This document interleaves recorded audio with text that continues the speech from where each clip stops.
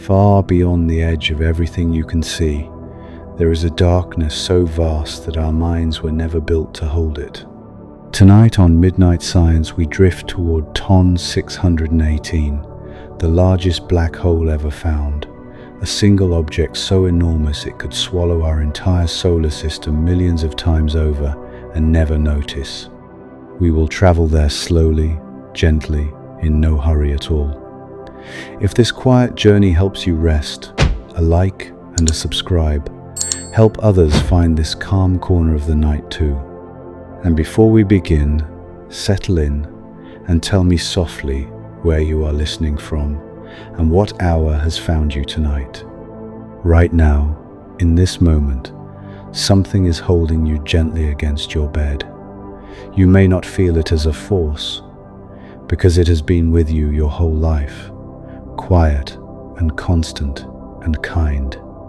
It is the same thing that keeps your feet on the ground when you walk, the same thing that lets a cup of tea sit still on a table without drifting away into the air. It is the thing that holds the rain to the earth and the moon to the sky. We call it gravity, and it is the softest and most patient of all the forces in the universe. It never shouts, it never hurries, it simply pulls, slowly and forever, drawing everything toward everything else. Let yourself feel it now. The weight of your own body settling into the mattress, the heaviness of your arms, the way your head rests into the pillow without any effort at all. That gentle downward pull is gravity, the same force that shapes the largest things that have ever existed. And tonight we are going to follow that force outward, far beyond this room, far beyond this world, until it leads us to the strangest and the most enormous thing that gravity has ever made. But we will go slowly. There is no rush tonight. There is nowhere we need to be. Gravity comes from mass, from the simple fact of stuff being somewhere. Everything that has substance pulls on everything else. Your body pulls gently on the walls around you, and the walls pull gently back, though the pull is far too faint to ever notice. The earth pulls on you with enough strength to hold you down, because the earth is so very large, a great ball of rock and metal so massive that its pull reaches all the way through your bones. The more mass a thing has, the stronger its quiet pull becomes. This is the whole secret. Gather enough matter into one place, and gravity grows stronger. Gather more, and it grows stronger still. Think of the sun for a moment. The sun is so massive that it holds the entire family of planets in its grip, swinging the earth and all its sister worlds around it in long, slow circles across the dark. The earth has been falling around the sun for billions of years, held by nothing but this invisible thread of gravity, a thread you cannot see or touch, yet one strong enough to steer a whole world. And the sun does this without effort. It simply exists, vast and heavy, and its gravity does the rest. Now, imagine gathering even more. Imagine a thing so massive, so densely packed, that its gravity becomes something we can barely describe. To understand what such a thing would do, we need to think about light. Light is the fastest thing there is. Nothing in the universe moves more quickly. A beam of light could circle the entire Earth more than 7 times in a single second. It crosses the great distance from the sun to your eyes in about 8 minutes, having traveled across tens of millions of miles to arrive as the warmth on your face. Light is so fast that for most of human history we thought it was instant, that it simply was, everywhere, all at once. Light is the messenger of the cosmos. It is how the stars speak to us. It is how we see anything at all. And here is the strange and beautiful thing. Gravity can pull on light. Even light, the fastest of all things, is not immune to that gentle, constant tug. Near an ordinary object, the effect is far too small to ever see, but near something massive enough, light begins to bend. Its path curves, the way a road curves around the shoulder of a hill. The more massive the object, the more sharply the light is bent. So let us imagine gathering more and more matter into a single place. As we do, the gravity grows, and the bending of light grows with it. The light that passes nearby curves more and more steeply. And if we keep gathering, if we keep concentrating mass into a smaller and smaller space, we eventually reach a threshold, a line, a point beyond which the pull becomes so overwhelming that light can no longer escape at all. The beam tries to leave, racing outward at the greatest speed the universe allows, and still it is not fast enough. Gravity holds it. Gravity keeps it. The light falls back inward and is never seen again. This is a black hole. It is not a hole in the way you might first imagine. It is not an empty pit or a tear in the fabric of things. It is the opposite of empty. It is a place where so much has been gathered into so little that not even light can climb back out. A black hole is darkness not because nothing is there, but because everything that is there is held too tightly to ever shine. Sit with that for a moment. A black hole is dark because it holds too much, not too little. There is a boundary around every black hole, an invisible line drawn in empty space. We call it the event horizon. It is not a surface you could touch, not a wall or a shell. It is simply the edge of no return, the place where the pull of gravity finally becomes too strong for light to overcome. Anything that crosses that line, any light, any matter, any whisper of energy, falls inward and does not come back. From outside, we can never see across it. The event horizon is the last edge of the visible universe, a perfectly silent border beyond which the cosmos keeps its deepest secrets. And yet there is nothing cruel in this.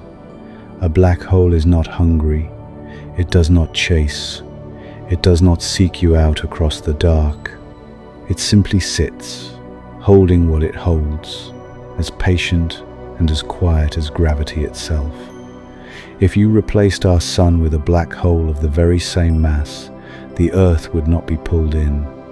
It would keep circling exactly as it does now, in the same slow orbit, feeling the same gentle thread.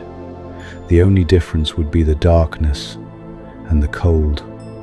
A black hole only takes what comes too close. From a safe distance, it is simply another massive thing, holding the heavens in its quiet grip. How does such a thing come to be? For one kind of black hole, the answer is a story about stars. A star is a great ball of glowing gas, holding itself together by its own gravity and holding itself apart by the fierce heat at its core. For most of its life, a star lives in a gentle balance, gravity pulling inward, the heat of its burning pushing outward. The two forces match so evenly that the star can shine steadily for billions of years. Our own sun has been holding this balance for nearly 5 billion years and will hold it for billions more. A star is a long, slow exhale of light into the dark, but no star burns forever. Eventually the fuel at the core runs low and the outward push begins to fade, and when the heat can no longer hold the weight, gravity wins. It has been waiting all along, patient as ever, and now it pulls the star inward upon itself.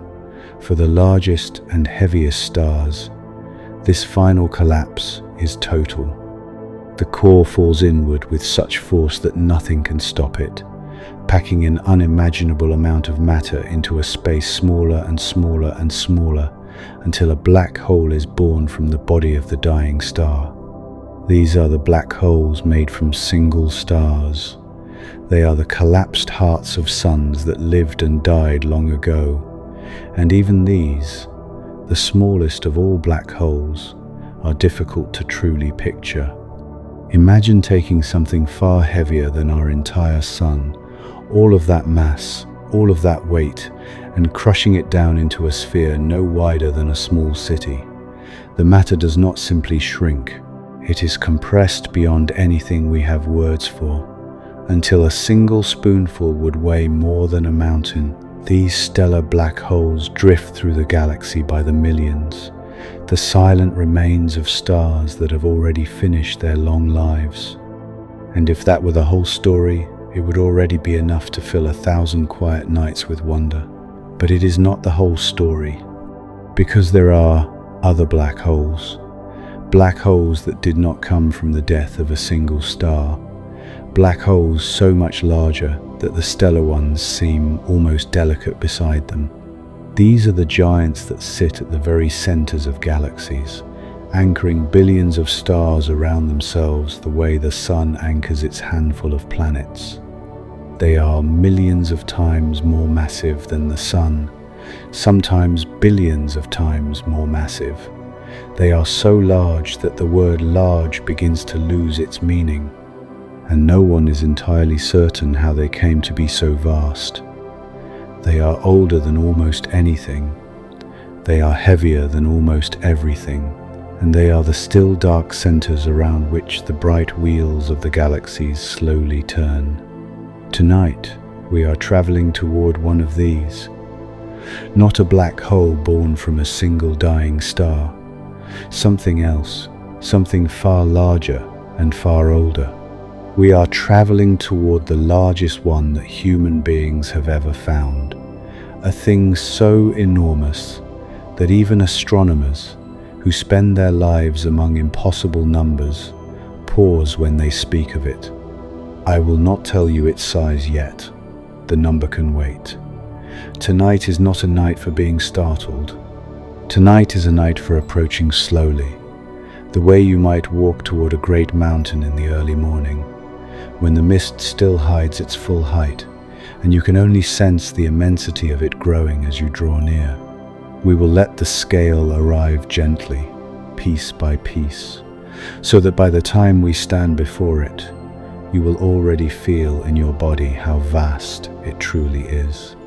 For now, all you need to know is that it is out there, far across the dark, far across more space than any mind was built to hold.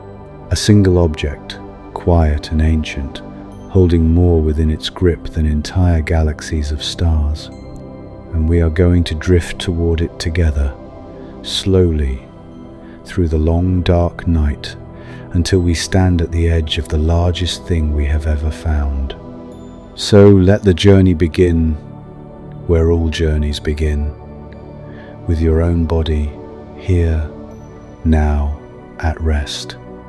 Feel again the gentle weight of yourself against the bed. That weight is gravity, the same force that made the stars, the same force that made the giant we are traveling toward. The very thing holding you safely in place tonight is the same thing that shapes the most enormous objects in all of creation. You are not separate from this story. You are held by the same hand that holds the cosmos. Let your shoulders soften. Let them sink a little deeper into the mattress, releasing whatever they have been carrying. There is nothing to hold up now. Gravity will do that for you, gently, as it always has. Let your breath slow. Notice it without changing it.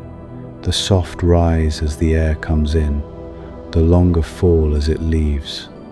Each breath is its own small tide, coming and going on its own, asking nothing of you.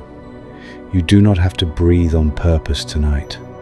Your body knows the way. You can simply watch it happen, like watching waves arrive on a dark and distant shore. Feel how heavy your arms have become, how heavy your legs. That heaviness is welcome.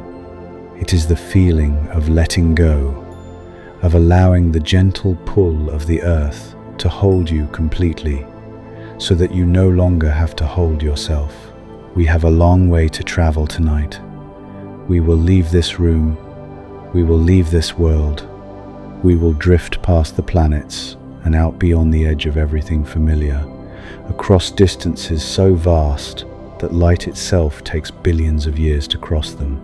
We will move slowly through the dark toward a single point, ancient and silent and almost beyond imagining.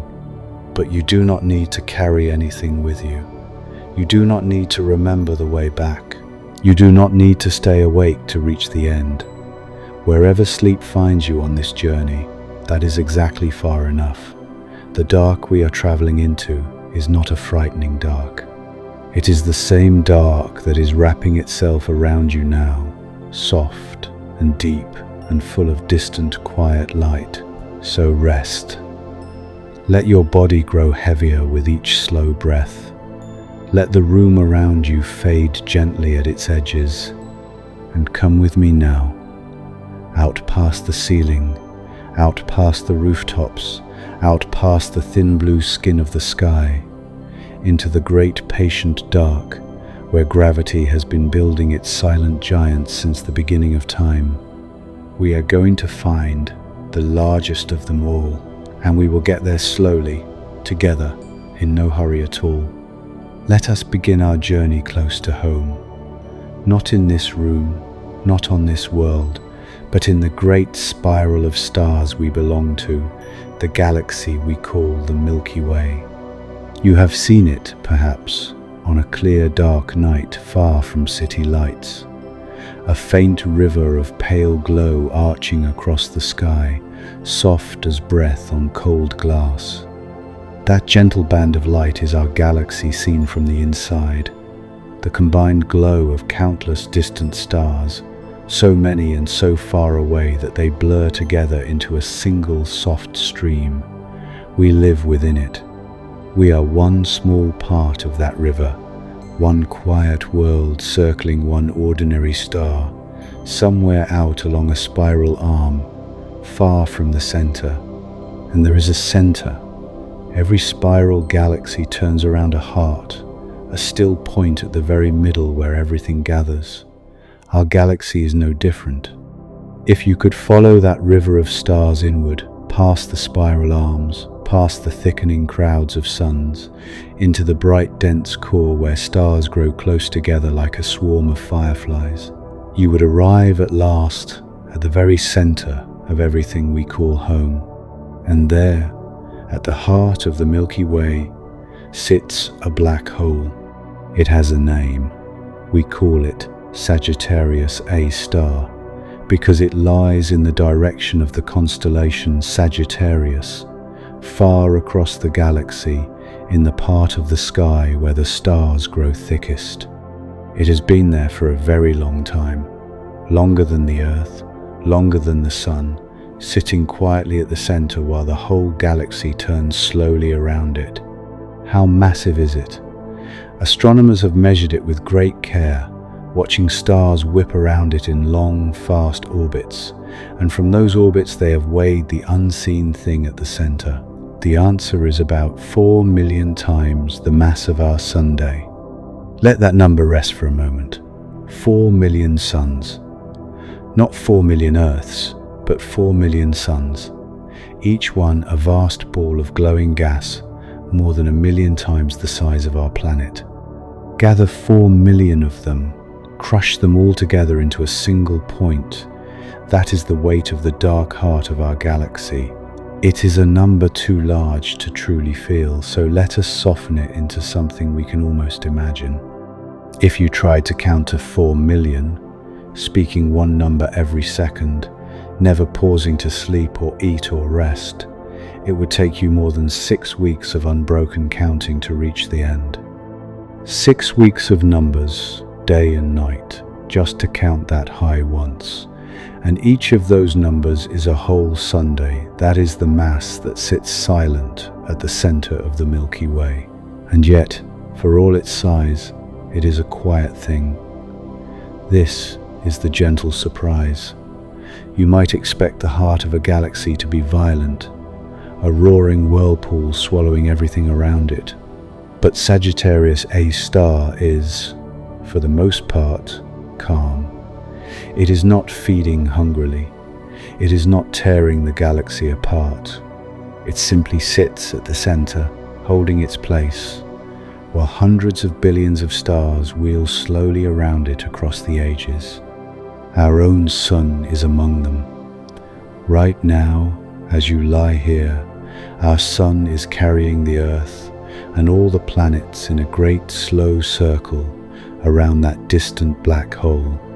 We are orbiting it, all of us, the way the Earth orbits the Sunday.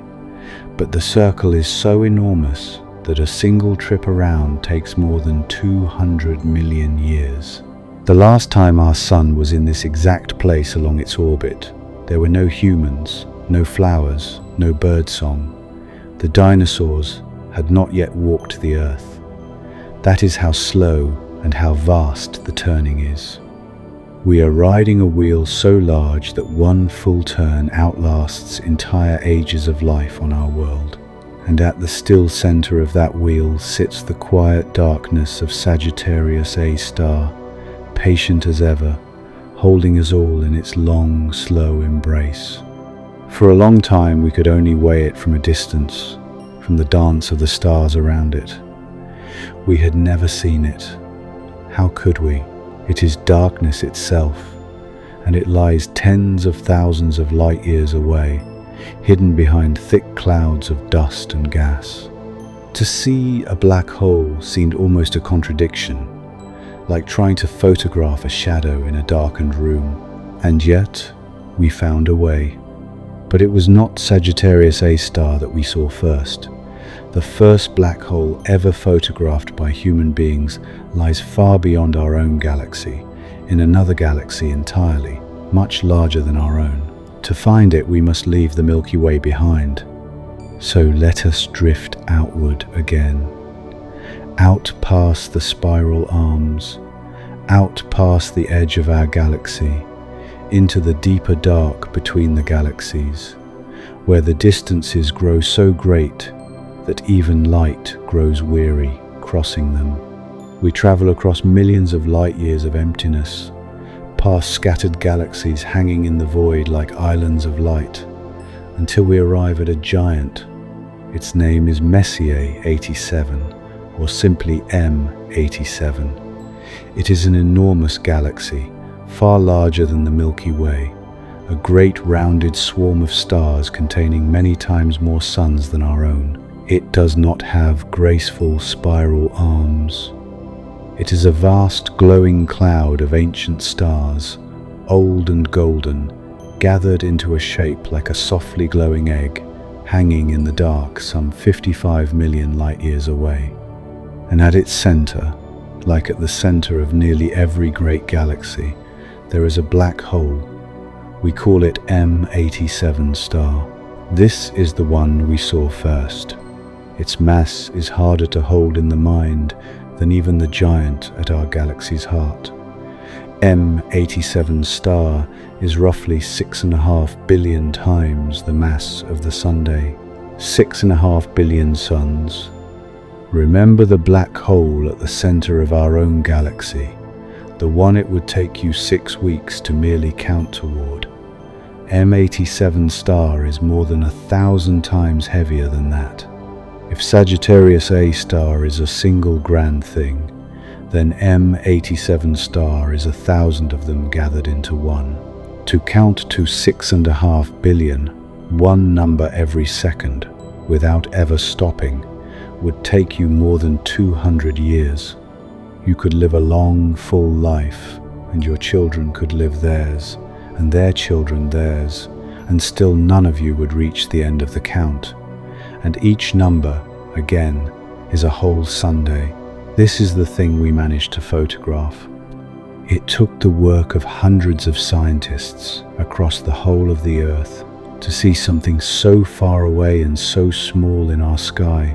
They needed a telescope as wide as the planet itself, and so they made one, not from a single dish, but from many. They linked telescopes across the world, from mountain tops to deserts to the ice of the South Pole, all of them looking at the same point in the sky at the same moment, all of their light gathered together as if the entire earth were one great eye. For nights they watched. Then, for many months afterward, they carefully wove all that light together into a single image. And one day, the image appeared. It was not sharp. It was not detailed.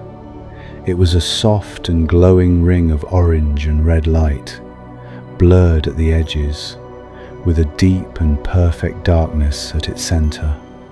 A circle of fire surrounding a circle of black. The bright ring was light from hot matter swirling around the black hole, glowing fiercely as it spiraled inward. And the darkness at the center was the shadow of the black hole itself, the silhouette of the event horizon, the edge of no return, drawn against the glow behind it. For the first time in all of human history, we were looking at a black hole. Sit with the quiet wonder of that. For thousands of years, our ancestors looked up at the night sky and wondered what was out there. They told stories about the stars. They named the patterns. And never, in all those long centuries, did anyone imagine that one day we would gather light from the edge of a black hole 6.5 billion times the mass of the sun, 55 million light years away, and hold its image gently in our hands. That faint and glowing ring traveled across more than 50 million years of empty space to reach us, light that left M87 before there were human beings at all, arriving at last to show us its darkness. That image is, in its own quiet way, one of the most astonishing things our species has ever done. We saw the unseeable. We photographed a shadow at the edge of the universe. And so now, you have met two of the giants.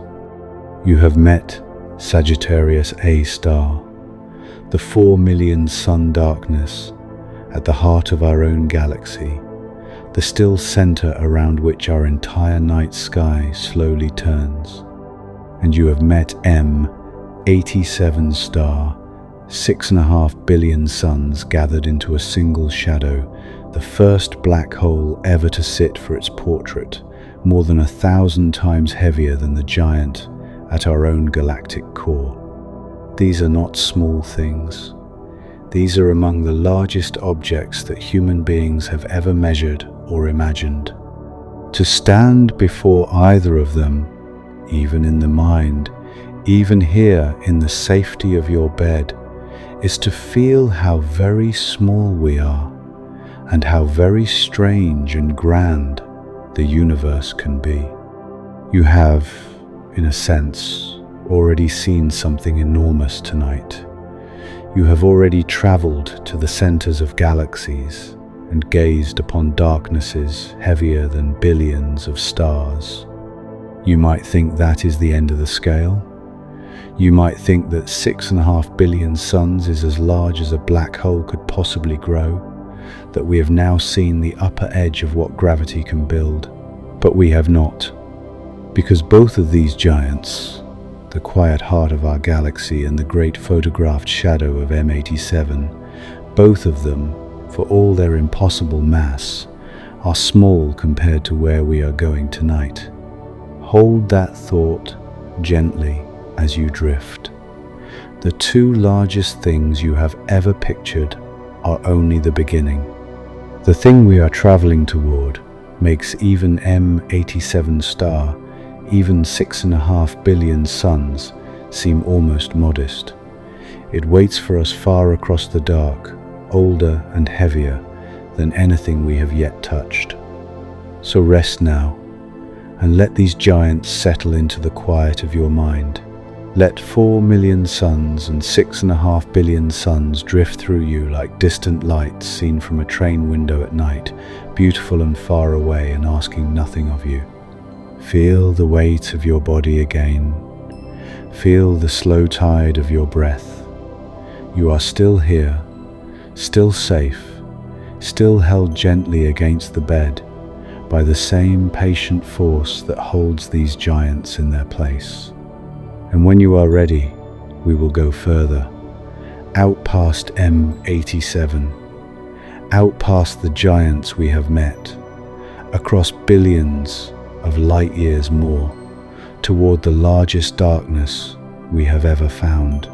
It is waiting, and we are almost ready to see it.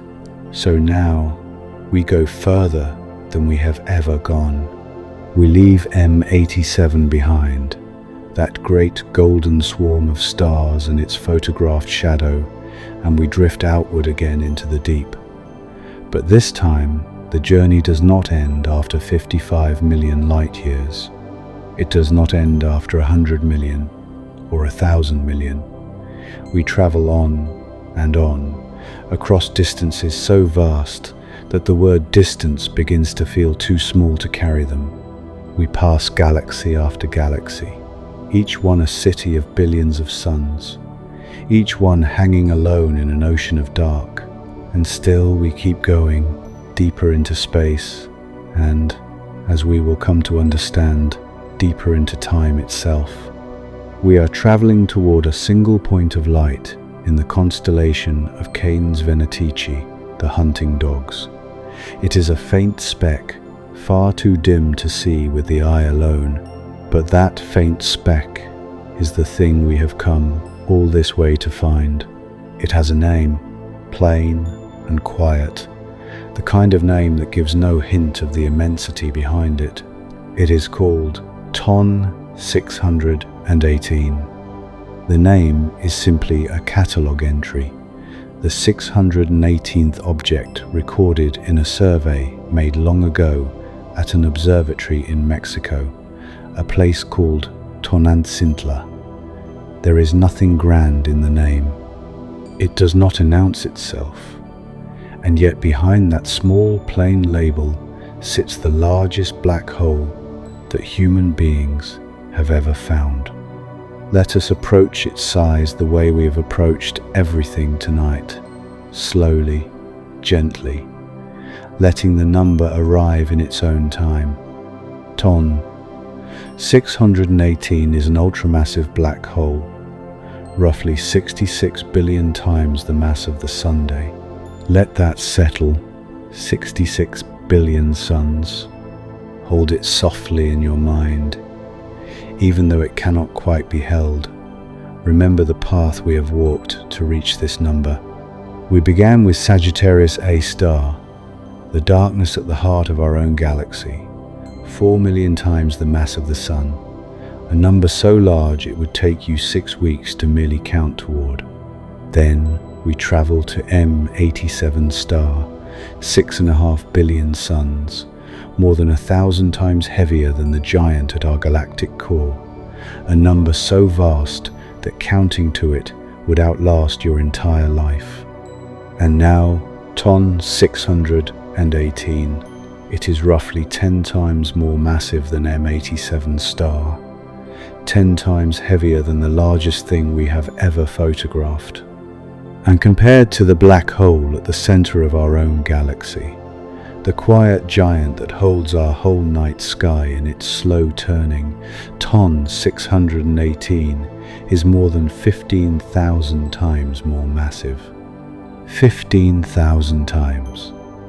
If Sagittarius A star were a single grain of sand resting in your palm, then Ton 618 would be a great heap of sand.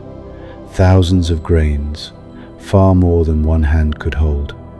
To count to 66 billion, one number every second, never stopping to sleep, would take you more than 2,000 years. You could have begun counting before the fall of ancient Rome, and you would still not be finished today. And every single one of those numbers, every count along that impossibly long road, is a whole Sunday. A star like the one that warms our days, that grows our food, that has shone above every human life that has ever been lived. 66 billion of them, gathered, crushed, held in a single dark embrace. Here is the part that is hardest to truly grasp, the part worth resting with in the quiet. This is not a galaxy. We are not talking about 66 billion stars scattered across a great glowing wheel, each one separate, each one shining in its own place. A galaxy that size would be an enormous and beautiful thing, but it would be spread across 100,000 light years, mostly empty space between the stars. This is not that. This is a single object, one thing. The mass of 66 billion suns, not spread out, but gathered into one black hole, one event horizon, one unbroken darkness. It holds within itself more mass than all the stars in our entire Milky Way galaxy combined. Think of that softly. Every star you can see on the clearest night, and the hundreds of billions more that you cannot see, all of the suns of our home galaxy together, weigh about the same as this one single point in the dark. One object, as heavy as a galaxy. That is ton 618. And now comes the strange and beautiful turn in the story. Because of all the things we have met tonight, of all the deep and silent darknesses, this one, the largest and the darkest of them all, was first discovered not as a darkness at all. It was discovered as light. Cast your mind back to the year 1957, to that observatory in Mexico, to astronomers studying photographic plates of the night sky. They were looking for faint blue stars, small and dim and scattered across the dark, and among them they noticed a curious point of bluish light. It looked, at first, like nothing special, just another faint blue speck on the plate, one among many. They catalogued it and moved on. For years, no one understood what it truly was. It looked like a star, a single point of light, the way a star appears as a single point. But it was strange. Its light did not behave the way starlight should. And as the years passed and our instruments grew sharper, the truth slowly emerged, and it was stranger than anyone had imagined. That faint blue speck was not a star at all. It was not nearby. It was unimaginably far away, billions of light years across the cosmos. And for something so distant to appear at all, even faintly, even as a dim speck on a photographic plate, it had to be pouring out a truly staggering amount of light. More light than a star. More light than 1,000 stars. More light, in fact, than entire galaxies. It was a quasar. A quasar is one of the brightest things in all the universe. The name comes from a description of what it first seemed to be, a quasi-stellar object, a thing that looked like a star but was something far greater. A quasar can shine with the light of trillions of suns, outshining every star in its home galaxy combined, blazing so fiercely that we can see it across nearly the entire width of the observable universe. Ton 618 is one of the most luminous quasars ever found, shining with the light of many trillions of suns, one of the brightest single objects in all of creation. And here is the wonder. Here is the gentle paradox to carry with you into sleep. What powers a quasar? What could possibly shine so brightly, brighter than a galaxy, bright enough to be seen across the whole of space and time? The answer is the black hole. The brightest thing we see is powered by the darkest thing there is. It works like this. A black hole as enormous as ton 618 does not sit in empty space. Around it swirls a vast disk of gas and dust, and the shredded remains of stars, all of it caught in the black hole's tremendous gravity, all of it spiraling slowly inward like water circling a drain. But as that matter falls, it is squeezed and stretched and heated to unimaginable temperatures, friction and pressure setting it ablaze until the swirling disk glows hotter than the surface of any star. It blazes across the dark, a great whirlpool of fire surrounding the silent darkness at its center. So the light does not come from the black hole itself. Nothing escapes from within the event horizon. The light comes from the matter falling in, glowing in its final spiral before it crosses the edge of no return and vanishes forever. The black hole is dark, but the dying glow of everything falling into it is the brightest light in the universe. Rest in the strangeness of that for a moment. The most luminous object we have ever found is, at its heart, the largest darkness we have ever found. The brilliance is only the last cry of light from matter slipping into the dark.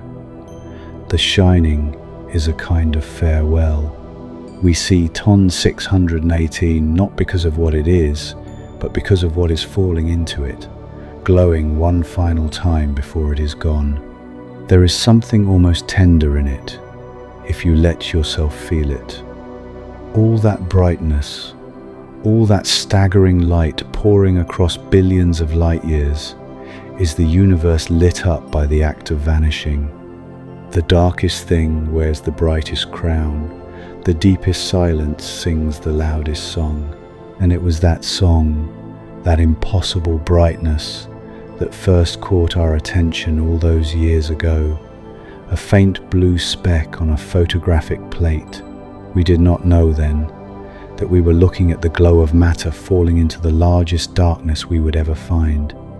We did not know that behind that gentle blue light sat 66 billion suns, gathered into a single point, older than the Earth, older than the Sun, waiting silently at the far edge of space.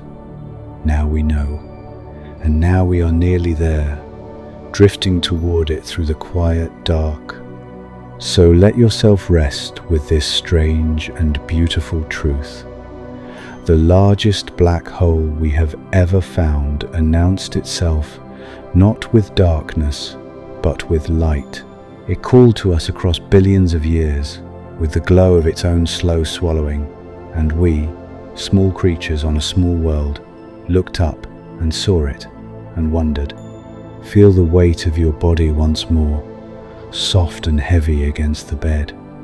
Feel the slow tide of your breath, coming and going on its own. Out there, far across the dark, a great darkness is shining. And you do not need to understand it all. You only need to let it be what it is, vast and strange and quietly beautiful, while you drift gently towards sleep. We have named it now. We have felt its weight. We have learned that the brightest light is born from the deepest dark. And still, there is more to see. For we have not yet stood at its edge. We have not yet looked upon the size of its shadow. That is where we go next, slowly, when you are ready, into the silence, at the heart of the largest thing we have ever found. We have learned how heavy it is. Now let us learn how large. These are not the same thing, mass and size, and it is worth pausing on the difference. Mass is how much there is. Size is how far it reaches. A black hole takes a tremendous amount of mass and gathers it into a single point, and around that point it draws an invisible boundary, the event horizon, the edge of no return. The more massive the black hole, the wider that boundary grows. And because Ton 618 holds the mass of 66 billion suns, its boundary is wider than almost anything we can imagine. So tonight, let us not weigh it. Let us measure it. Let us find out how far across this single darkness truly stretches. The event horizon of Ton 618 is roughly 1,300 astronomical units across. That phrase, astronomical unit, is simply a way of measuring great distances. One astronomical unit is the distance from the Earth to the Sunday. It is already a vast distance, far larger than the human mind can really picture. Light, the fastest thing there is, takes about 8 minutes to cross it. If you could somehow drive a car from the Earth to the Sun at highway speed, never stopping, the journey would take you well over 100 years. That is 1 astronomical unit. That is the gap between our world and the star that warms it. And the shadow of Ton 618 is 1,300 of those, laid end to end. Let us not rush past that number. Let us build it slowly, the way we build everything tonight, so that you can feel it in your body rather than simply hear it. To do that, we are going to take a walk, a slow walk outward through our own solar system, from the warmth of home to the cold and distant edge of everything we know. And as we go, keep in your mind the size of the shadow we are walking toward, and notice how our entire home compares to it. Begin here, on the earth. This is the world you know, the ground beneath your house, the sky you have looked up at all your life. The earth is the only home our species has ever had, and it has felt, for all of human history, impossibly large. People once spent their whole lives walking only a small corner of it. Great oceans took months to cross.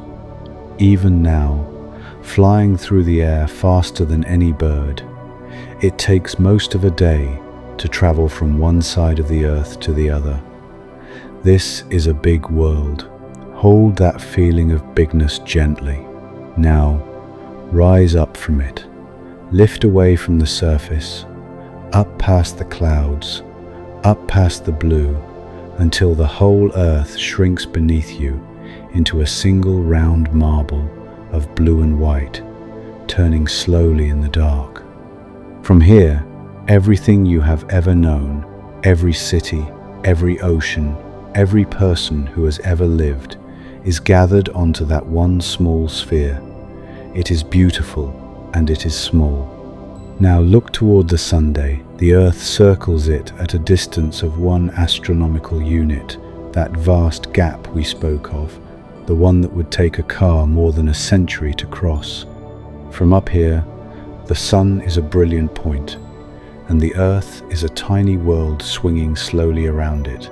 That whole circle, the Earth's entire orbit, the great ring of our year, is just 2 astronomical units across, from one side to the other, 2, and the shadow we are walking toward is 1,300.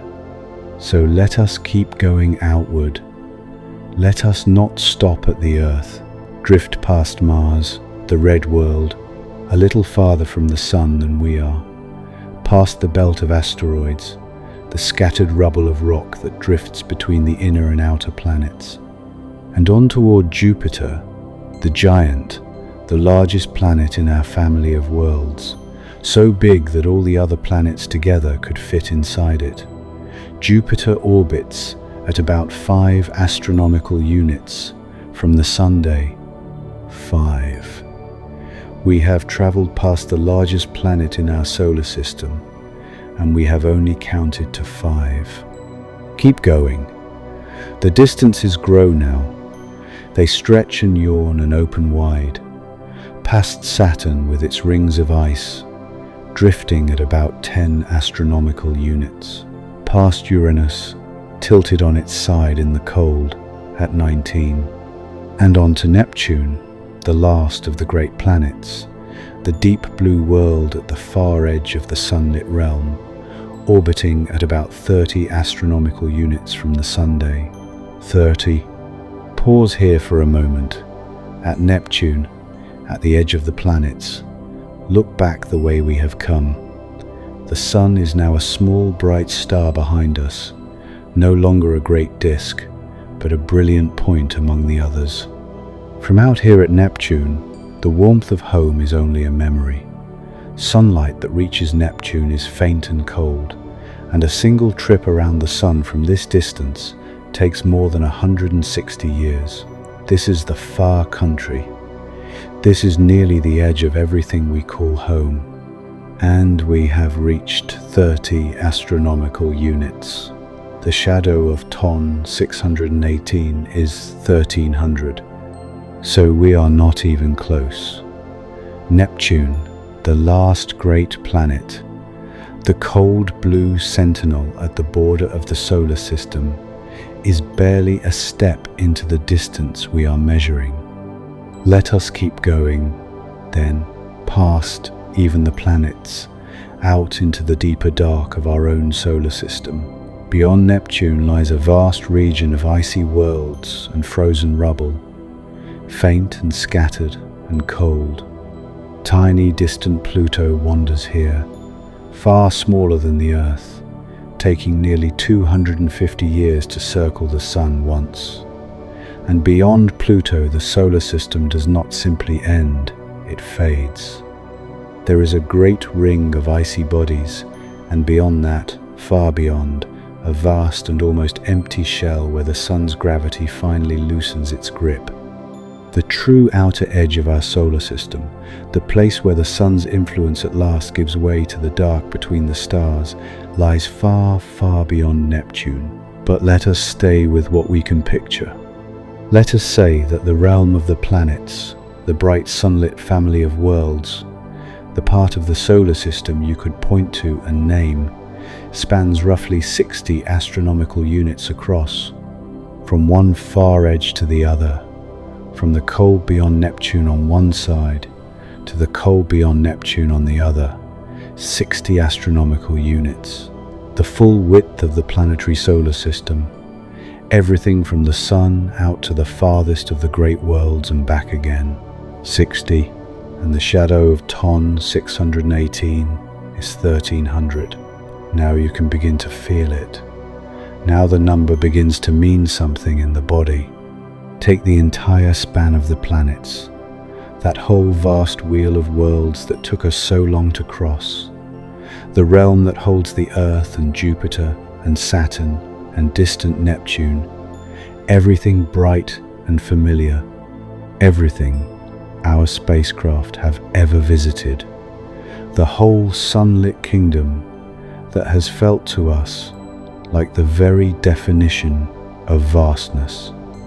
Take all of it and lay it down inside the shadow of Ton 618.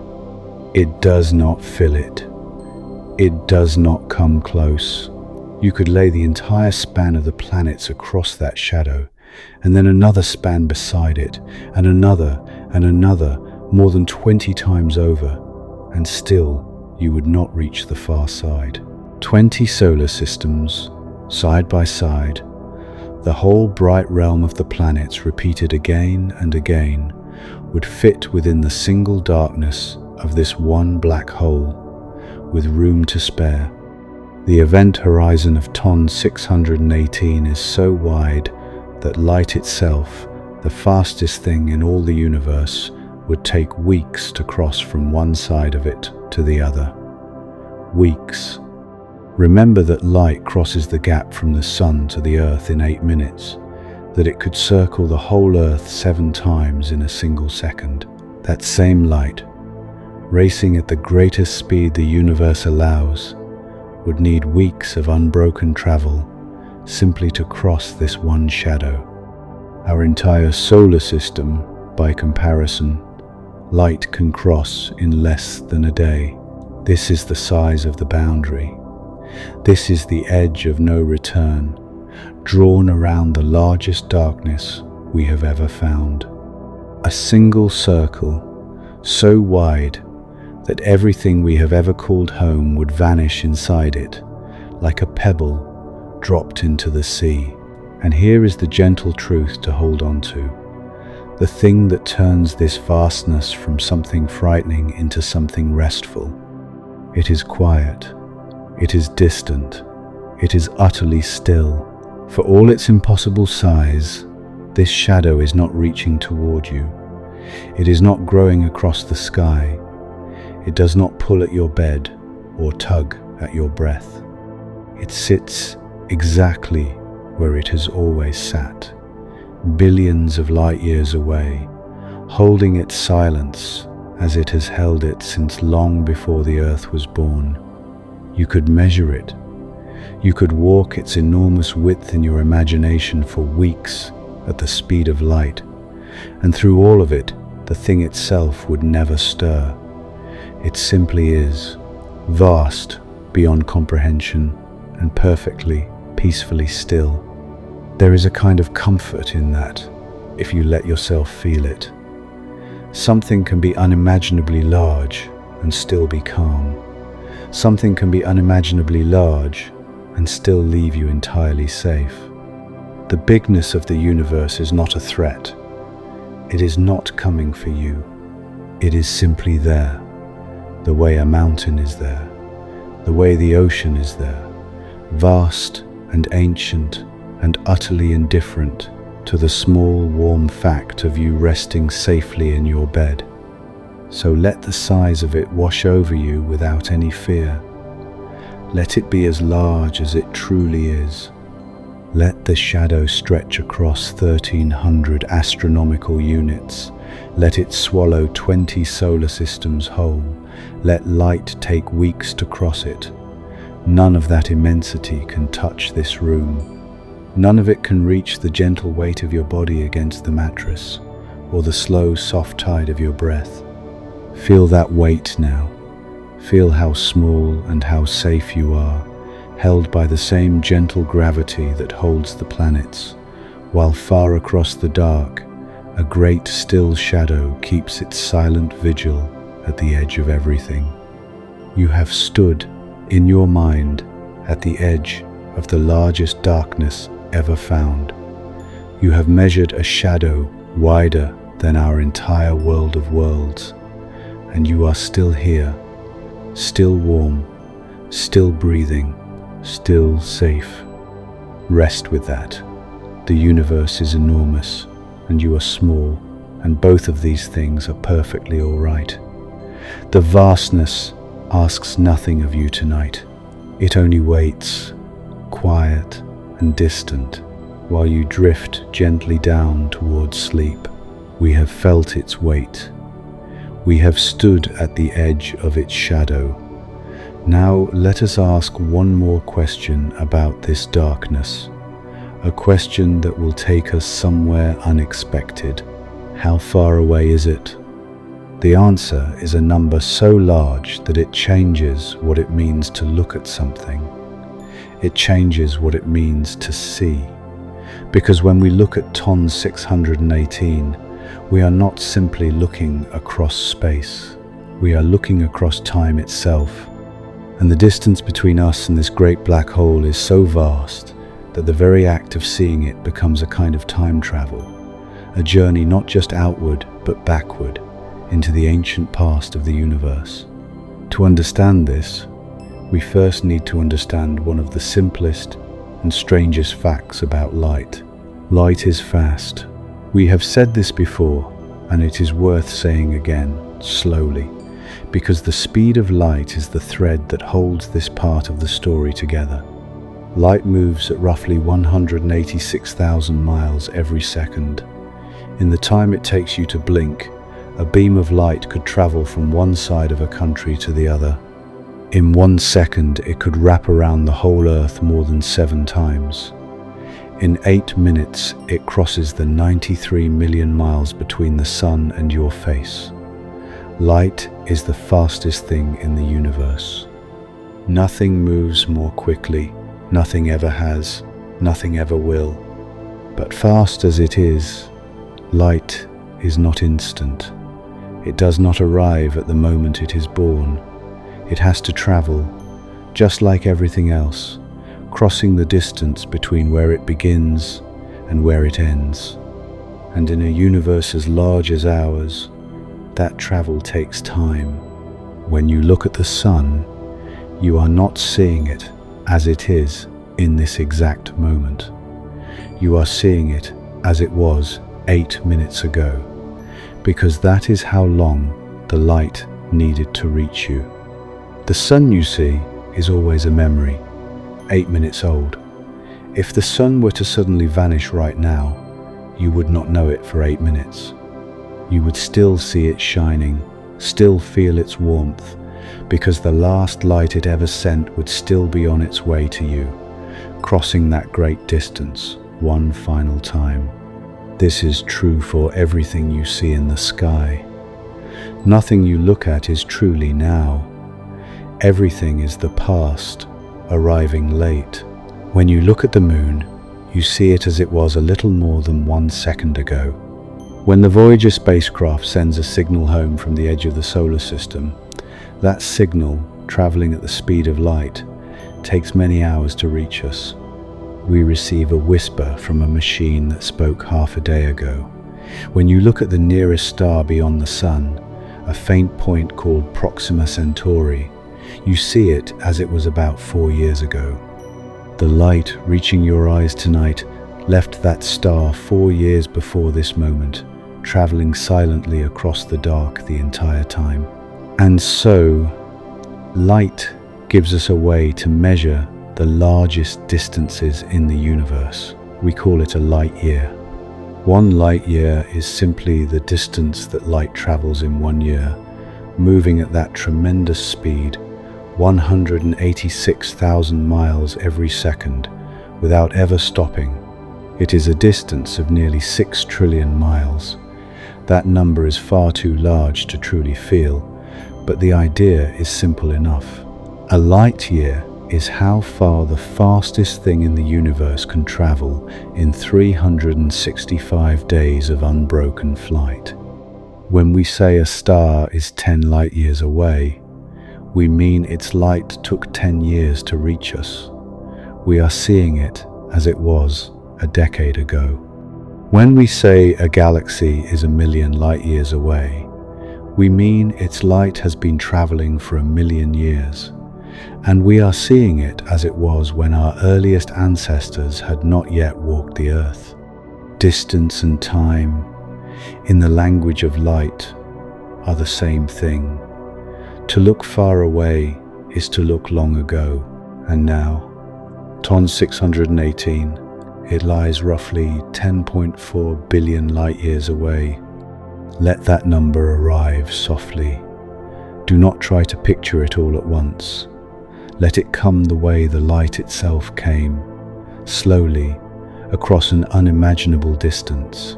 10.4 billion light years. The light we see from Ton 618, the faint glow that first appeared on that photographic plate in Mexico, left the vicinity of that black hole 10.4 billion years ago. It has been traveling ever since. Traveling through the dark, through the emptiness between the galaxies, through the slow expansion of the universe itself for 10.4 billion years. And it arrived here, at our world, at our telescopes, at our eyes. Think about what the universe looked like when that light began its journey. The Earth did not exist. The Sun did not exist. Our entire solar system, the Sun and the Earth and Jupiter and Saturn and Neptune and every small rock and grain of dust that circles our star, none of it had yet formed. The cloud of gas that would one day collapse to become our sun was still scattered across space, drifting and formless, billions of years from gathering into anything at all. When the light from Ton 618 left its source, the universe itself was young. It was only a few billion years old, still in its early ages, still building its first great structures. Galaxies were still forming. Stars were being born in great waves across the dark. The universe was a busy, glowing, turbulent place, bright with new fire, still shaping itself into the calmer and cooler cosmos we know today. And there, in that young universe, Ton 618 was already vast, already ancient by the standards of the stars around it, already holding 66 billion suns in its quiet grip, already shining with the ferocious glow of matter falling into its immense darkness. It sent out its light, and that light began to travel. It traveled while the universe continued to build itself. It traveled while new galaxies formed, and old ones collided and merged. It traveled while the first heavy elements were forged in the hearts of dying stars and scattered into space. It traveled while, somewhere in an ordinary spiral arm of an ordinary galaxy, a cloud of gas began to stir and collapse, slowly, over millions of years, into a new star, our sun, and a small family of worlds circling it. It traveled while the earth cooled and its oceans filled, and the first fragile life appeared in warm, shallow water. It traveled while that life grew and changed and spread, while fish crawled onto land, while forests rose, while creatures with bones and eyes and beating hearts walked beneath skies they did not yet understand. It traveled while our ancestors looked up at the stars and told their first stories. It traveled while they built fires and shelters and cities. It traveled while they learned to write and to count and to wonder. It traveled while they built the first telescopes and pointed them at the sky, not knowing that the light they were searching for had been on its way to them for billions of years before they were born. And one night, after 10.4 billion years of silent travel, a tiny portion of that light arrived at a small blue world in an ordinary corner of an ordinary galaxy and landed softly on a photographic plate at an observatory in Mexico. The journey was over. The light had reached its destination, and it had taken longer to arrive than anything on that small blue world had existed. This is what you are seeing when you look at TON 618. Not the black hole as it is now, not the quasar as it shines tonight. You are seeing a memory, a cosmic memory, 10.4 billion years old, a portrait of something as it was when the universe was still in its youth. The light is a messenger that has been walking toward us since before the earth, before the sun, before anything we know or love had begun to take shape. And here is the deep and quiet strangeness of it. We do not know what TON 618 looks like now. We cannot know. No information can travel faster than light. And so the most recent news we have from that distant place is already 10.4 billion years old. Whatever TON 618 has become in the ages since, whether it has grown even larger, whether it has quieted, whether the galaxies around it have changed beyond recognition, we will not learn for billions of years more. The black hole we know is a ghost of itself, an echo, a portrait painted in ancient light and sent across the cosmos on the longest journey anything has ever taken to reach us. There is something tender in that, something almost unbearably gentle. The universe sends us its memories at the speed of light, and we receive them with our small instruments and our small eyes, and we call them the present. But they are not the present. They are letters from the deep past, arriving at last after crossings we can barely comprehend. Every star you see at night is a memory. Every galaxy, every quasar, every faint point of light in the sky is a message from somewhere long ago. We are always looking at the past. We have never seen the universe as it truly is right now. We can only see it as it was, frozen in the moment its light left home. And the farther away something is, the deeper into the past we see. When we look at the moon, we see 1 second into the past. When we look at the sun, 8 minutes. When we look at the nearest stars, a few years. When we look at nearby galaxies, millions of years. And when we look at TON 618, we see 10.4 billion years into the past, almost to the beginning of everything. To look at TON 618 is to look at the young universe, To look at Ton 618 is to see a time before the Earth. To look at Ton 618 is to receive a message that has been traveling toward this moment, toward this night, toward this room, since before there was anyone here to receive it. And the light does not know that it has arrived. The light does not know that its journey is over. The light has no memory, no purpose, no awareness. It simply traveled, because that is what light does. It moves forward, always forward, at the same tremendous speed, without resting, without slowing, without asking why. And after 10.4 billion years of that silent, faithful travel, it reached us. There is a patience in that which goes beyond anything human. We speak of patience when someone waits for hours. We speak of great patience when someone waits for years. But this light waited for nothing. It simply moved steadily and faithfully for 10 billion years. It crossed the entire observable universe. It outlasted the formation of our star, our world, our species. It was already ancient when the first humans looked up at the sky and began to wonder. And tonight, here, in this quiet room, a tiny fraction of the journey it represents has settled into your mind. You have followed the light backward to where it began, to a young universe, to an enormous darkness already blazing with the glow of falling matter. You have held in your thoughts a distance so great that the light crossing it took longer than the earth has existed. You have sat with the strange and beautiful truth that to see far away is to see long ago. Let that truth settle now. Let it become as soft and heavy as your own body against the bed. The universe is not just wide, it is deep. It has layers of time folded into every direction you look. The sky above your house is not a flat picture.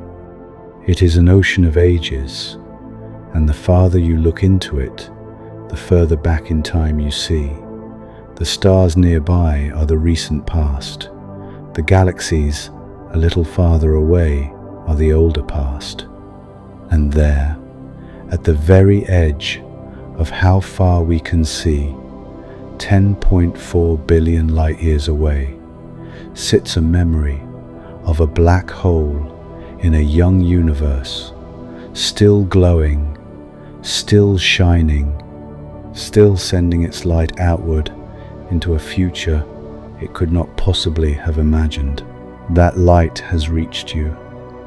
After everything, after all those billions of years, after crossing more emptiness than any mind was built to hold, it arrived at this small world on this particular night, and for a moment you held the thought of it in your mind, and the journey was, in some quiet way, complete. You do not need to hold it any longer. You do not need to keep the numbers straight or remember the distances. Let them go now, the way you let go of a breath, easily, without effort. The light will continue its journey, with or without your attention. It has been traveling for 10 billion years. It does not need you to carry it. But for this one moment, you received it. You let it land softly in your thoughts. And that is enough. Feel the slow pull of your breath. Feel the weight of your arms. Feel the gentle gravity of the earth holding you just where you are, safe and warm and small, while out there, far across the dark, the oldest light in the sky is still arriving, still crossing the last of its long and patient journey, still finding its way to anyone who looks up and wonders. Rest now. The light has traveled far enough, and so have you. Now we come to the question, the quiet, honest, beautiful question that sits at the heart of everything we have learnt tonight. How did it get so large? It is a question worth asking slowly, because the answer, or rather the honest absence of a complete answer, is one of the most fascinating things about TON 618. We have measured its mass. We have mapped the width of its shadow. We have traced the light that traveled 10.4 billion years to reach us. We know what it is. We know where it is.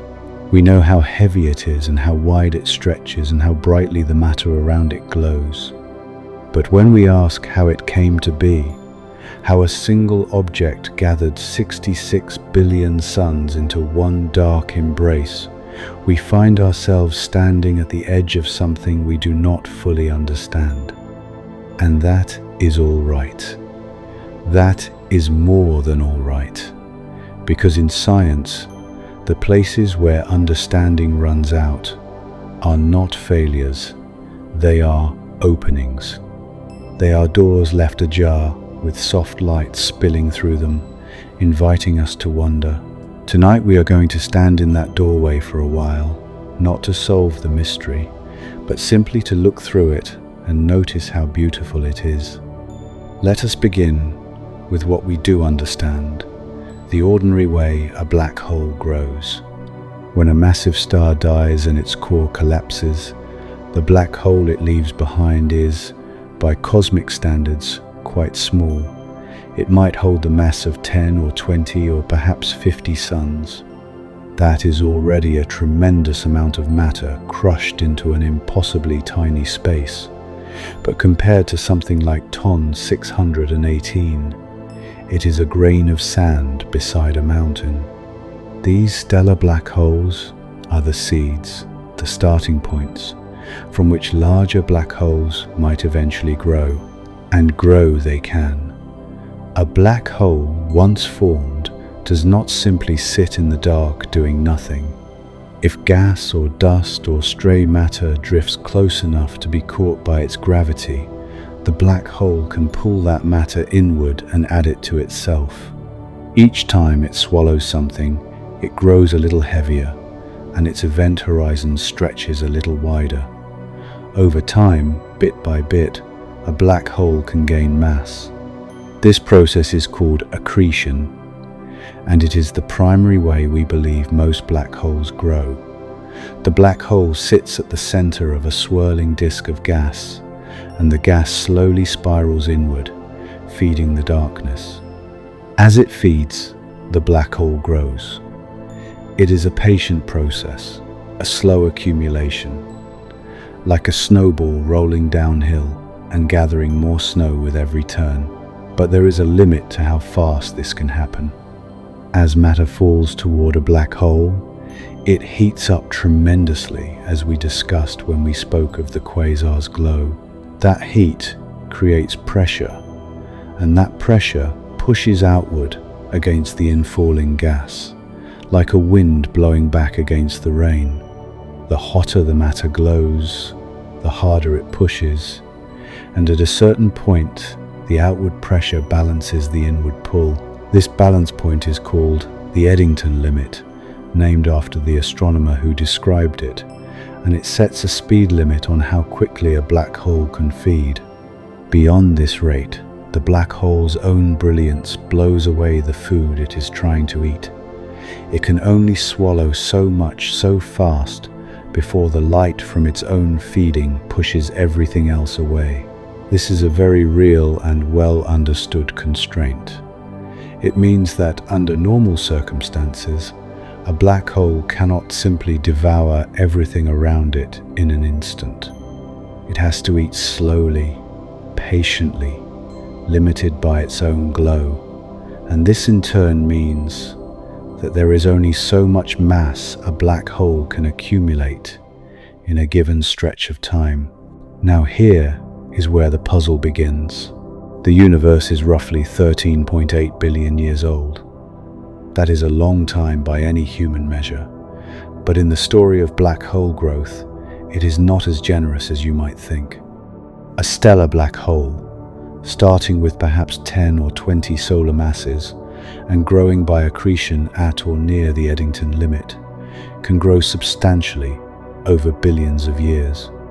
Given enough time and enough fuel, it can swell to millions of times the mass of the Sunday. This is how we believe many of the supermassive black holes at the centers of galaxies came to be so large. They had billions of years to feed, and they fed steadily, and they grew. But Ton 618 is not millions of times the mass of the Sunday, it is 66 billion times the mass of the Sunday. And we are seeing it as it was 10.4 billion years ago, which means it had already reached this staggering mass when the universe was only a few billion years old. A few billion years. That is all the time it had, and in that time, starting from a small seed, growing at the pace that physics seems to allow, it would need to have gained mass at a rate that stretches what we thought was possible. The numbers simply do not add up in the ordinary way.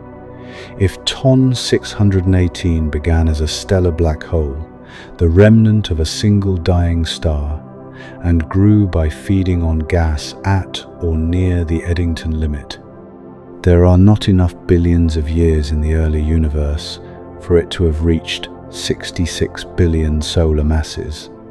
By the time we see it shining, it would have needed more time than it had.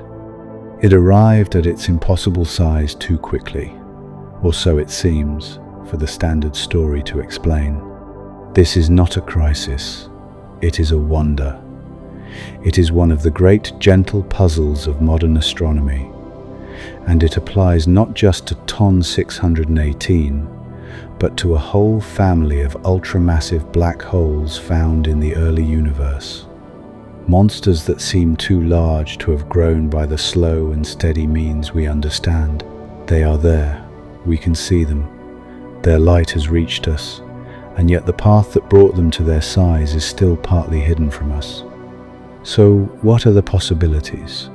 How might something this large have formed so quickly? Let us walk through a few of the ideas, not as problems to solve, but as windows to look through, each one offering a slightly different view of how the universe might have built its largest structures. The first idea is that the seed was larger than we assumed. We said that ordinary stellar black holes begin with perhaps 10 or 20 solar masses. But what if some black holes were born much larger? What if, in the very early universe, before the first stars had even formed, there were conditions that allowed enormous clouds of primordial gas to collapse directly into black holes without first becoming stars at all? Imagine the universe in its earliest ages, just a few 100 million years after the beginning.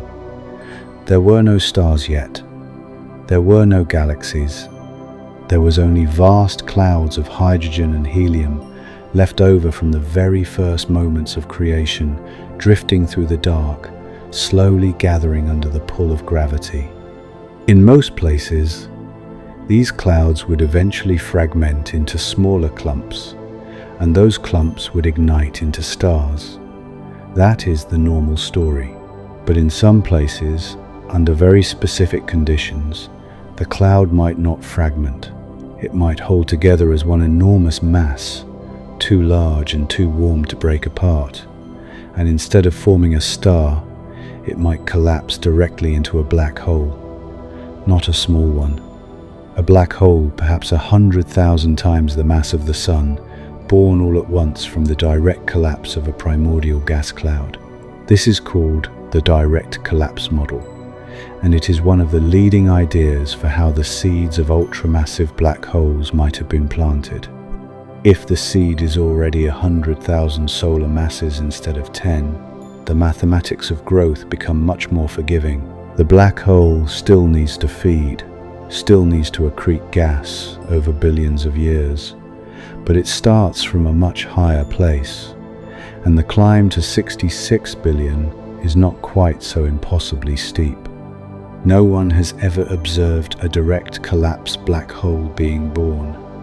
The conditions required are very specific and would have occurred, if they occurred at all, in the very earliest ages of the universe, far too long ago and far too distant for us to see directly.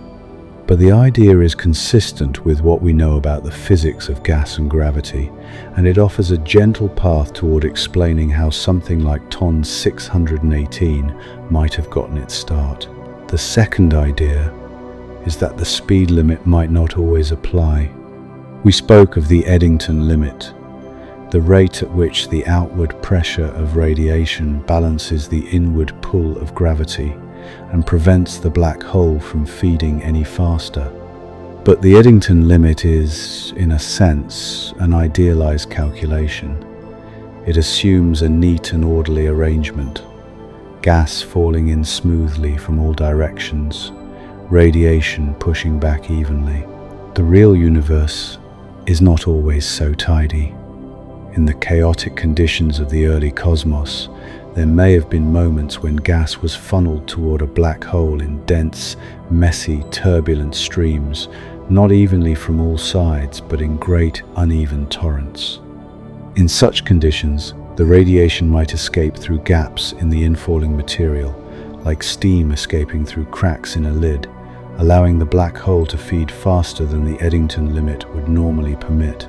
This is sometimes called super-Eddington accretion, and it is another way the early black holes might have grown more quickly than our simple models predict. Imagine it gently. A young black hole sitting at the heart of a dense knot of gas in the early universe, surrounded by so much material that it cannot all fall in neatly. The gas tumbles and churns, some of it glowing fiercely, some of it slipping inward through the chaos, and the black hole swells faster than it should, growing in great surges rather than at a steady, measured pace. The speed limit is not broken. It is simply that the conditions are so extreme, so far from the calm, orderly picture, that the limit does not quite apply in the way we first imagined. This too is a real and serious possibility, supported by detailed computer simulations and by the growing body of evidence from the early universe. We are learning that the first billion years after the beginning of everything were wilder and more turbulent than we once believed, and that the rules we derive from studying the calm and settled cosmos of today may not fully capture what was possible in those early, chaotic ages. The third idea, and perhaps the gentlest, is that black holes in the early universe may have grown by merging with each other. We know that galaxies collide.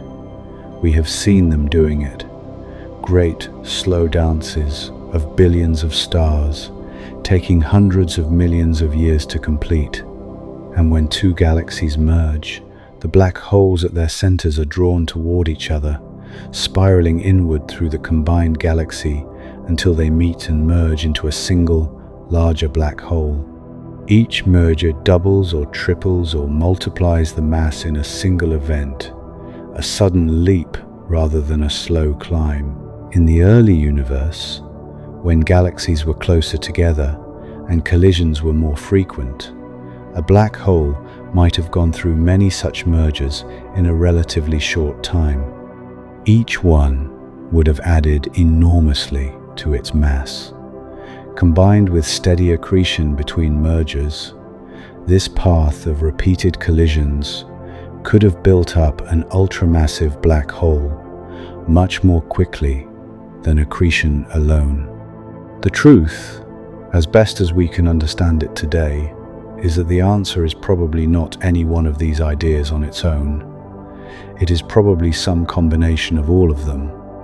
A larger than usual seed, born from the direct collapse of a primordial gas cloud, periods of rapid feeding beyond the usual limit, fueled by the dense, chaotic conditions of the young universe, mergers with other black holes along the way, each one adding a great leap of mass.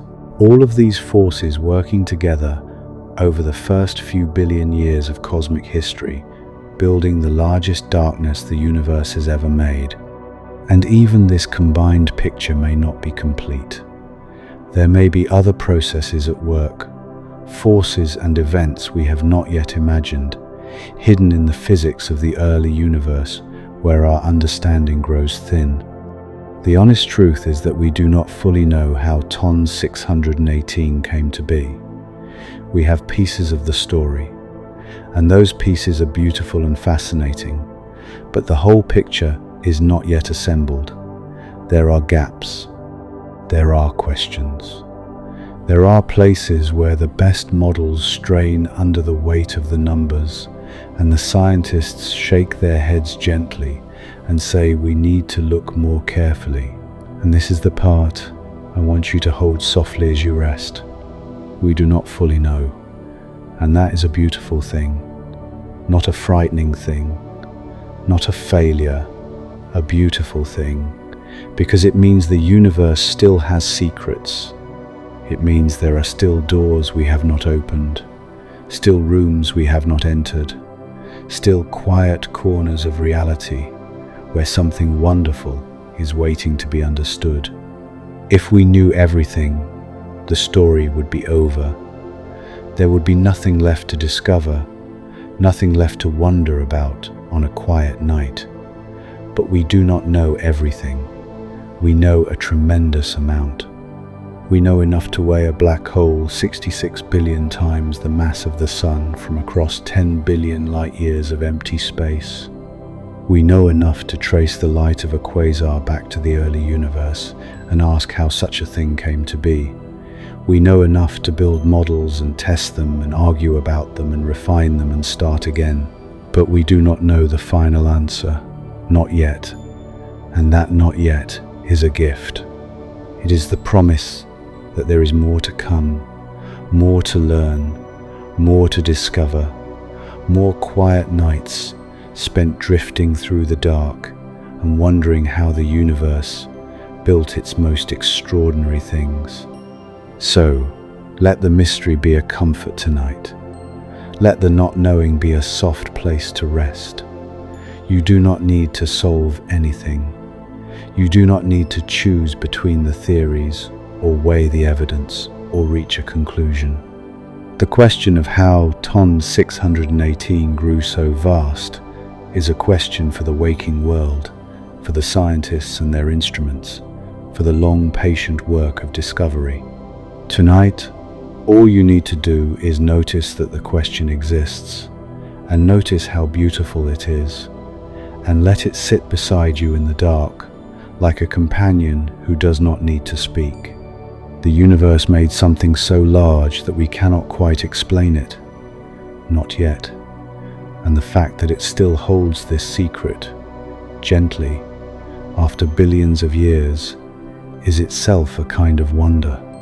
Feel your breath now. Feel the slow rise and the longer fall. Feel the heaviness in your arms and the softness behind your eyes. The mystery is not going anywhere. It will wait for you, as patient as light, as patient as gravity, as patient as the great dark thing itself, sitting quietly at the far edge of the cosmos, holding its secrets as gently as the night holds you. Rest. The question will still be there in the morning, and tomorrow, or the day after, or in some year not yet arrived, someone will find another piece of the answer, and the story will grow a little more complete, and the universe will reveal one more of its long-held gentle wonders. But for now, the not knowing is enough. It is more than enough. It is a door left open, with soft light spilling through, and you are welcome to simply sit beside it and breathe. We have traveled so far tonight. We have felt the weight of this thing, stood at the edge of its shadow, traced the ancient light it sent across the cosmos, and sat with the beautiful mystery of how it came to be. And now, before we begin the slow journey home, there is one more thing to understand about TON 618. One more layer. One more reason it matters, beyond its size, beyond its distance, beyond the strangeness of its birth. It is not alone, and it is not an accident. Ton 618 is not some solitary freak of nature, some cosmic oddity tucked away at the edge of the universe with no connection to anything else. It is a clue, a thread, a single enormous piece of a much larger story, a story about how the universe itself is built. And that story begins with a relationship so surprising, so deeply strange, that when astronomers first discovered it, many of them did not quite believe it was real. The relationship is this: the black hole at the center of a galaxy and the galaxy around it are connected, not loosely, not by coincidence. They are bound together in a way that suggests they grew together, shaped each other, evolved as partners across the long ages of cosmic history. Let us unfold that slowly. We have said that nearly every large galaxy has a supermassive black hole at its center. Our Milky Way has Sagittarius A star. M87 has its 6.5 billion sun giant. And somewhere far across the dark, the galaxy that hosts Ton 618 holds its 66 billion sun colossus. These are very different galaxies, different sizes, different shapes, different ages. And their black holes are very different too, spanning a range from millions to tens of billions of solar masses. But here is the strange and beautiful thing. When astronomers began measuring both the mass of the central black hole and the mass of the galaxy around it, across many different galaxies, many different types, they found a pattern. The heavier the galaxy, the heavier the black hole at its center. Not just roughly, not just approximately. The relationship is remarkably tight, remarkably consistent, stretching across galaxies large and small, near and far. The black hole and its galaxy are proportional to each other, as if they had been calibrated by the same hand. This was not expected. There is no obvious reason why this should be so. The black hole, for all its mass, is tiny compared to the galaxy around it. Even Ton 618, with its 66 billion suns, is a small fraction of the total mass of its host galaxy. The black hole sits at the very center, occupying a minuscule volume, while the galaxy stretches across thousands or tens of thousands or hundreds of thousands of light years in every direction. They exist on completely different scales, and yet, somehow, they know about each other. Somehow, their masses are linked. It is as if the seed at the center of a fruit knew exactly how large the fruit would grow, and grew in step with it, matching it at every stage. This relationship tells us something profound. It tells us that the black hole and the galaxy did not simply happen to end up in the same place. They shaped each other. They co-evolved. The growth of one influenced the growth of the other in a long, slow dance that played out over billions of years, each partner responding to the other, each one helping to determine the final size and shape of its companion. How does this work? How can a black hole, sitting at the very center, influence the vast body of a galaxy stretching millions of light years around it?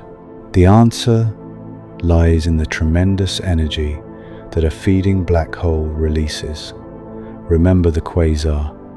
Remember the blinding light of Ton 618, the glow of matter spiraling inward, heated to unimaginable temperatures. That energy does not simply vanish into the dark. It pours outward in the form of radiation and in the form of great jets of particles blasted out from near the black hole at nearly the speed of light. Enormous beams of energy that can stretch far beyond the galaxy itself, reaching into the emptiness between the stars. This outpouring of energy has consequences. It heats the gas around the black hole. It pushes that gas outward, away from the center, out into the body of the galaxy. And gas in a galaxy is the raw material from which new stars are born. When the black hole is active, when it is feeding heavily and blazing with quasar light, it can heat and scatter the very gas that would otherwise have cooled and collapsed into new stars. It can, in a sense, regulate the galaxy's ability to form stars. It can slow the galaxy's growth, or alter it, or redirect it. This process is sometimes called feedback, and it is one of the most important ideas in modern astronomy. The black hole feeds, and in feeding it glows, and in glowing it pushes back against the galaxy that is feeding it. It is a loop, a conversation, a quiet negotiation between the smallest and the largest structures. The galaxy provides the gas that feeds the black hole. The black hole, in turn, heats and disrupts the gas, slowing the galaxy's growth. The two of them reach a kind of balance, a mutual agreement, and together they settle into the proportional relationship that astronomers have measured across the cosmos. This is what makes TON 618 more than a spectacle. This is what makes it a window into the architecture of the universe itself. An ultramassive black hole of 66 billion solar masses, already fully formed when the universe was only a few billion years old, tells us something astonishing about the galaxy it lived in. It tells us that the galaxy too must have been enormous, must have been growing rapidly, must have been feeding its central black hole with vast torrents of gas in those early turbulent ages. And the energy pouring back from the black hole, the quasar light, the jets, the tremendous outflow of power, must have in turn shaped the galaxy, heated its gas, altered the pattern of star formation across its entire body. TON 618 is not just a big thing in the middle of a galaxy. It is a sculptor. It is an architect. It is the quiet, dark hand at the center that helped determine how its galaxy grew, where its stars were born, how its gas moved and cooled and gathered. The largest structure and the darkest center bound together, shaping each other from the earliest ages of the universe to the present day. And this is not unique to TON 618. This is how all galaxies work at every scale. Sagittarius A star, our own modest 4 million sun black hole, has shaped the Milky Way. M87 star, with its 6.5 billion solar masses, has shaped the great elliptical galaxy it inhabits. And TON 618, with its almost incomprehensible 66 billion, has shaped whatever enormous galaxy surrounds it out there in the deep past. The principle is the same. The scale changes, but the relationship holds. The dark center and the bright body of the galaxy are always in conversation, always influencing each other, always growing together. This is one of the great discoveries of the last few decades of astronomy. The universe is not a random scattering of objects, each one independent, each one isolated. It is a web of relationships. The smallest things connect to the largest things. The densest darkness at the very center connects to the widest spread of light at the galactic edge. And the thread that ties them all together is gravity, the same gentle force that is holding you against your bed at this very moment.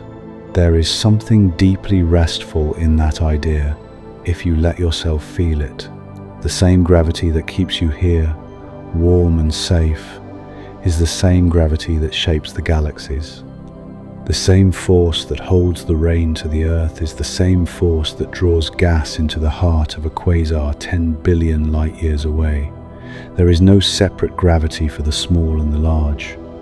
There is no special force reserved for black holes and another for falling leaves. It is all one thing, one gentle, constant pull, acting everywhere, across every scale, from the weight of your hand on the blanket to the architecture of the largest structures in the cosmos. You are part of this story, not as a spectator, not as someone peering in from outside. You are woven into the same fabric, held by the same thread, shaped by the same force that shaped Ton 618. The atoms in your body were forged in the hearts of stars that lived and died long ago, and those stars were born in galaxies whose growth was guided by the black holes at their centers.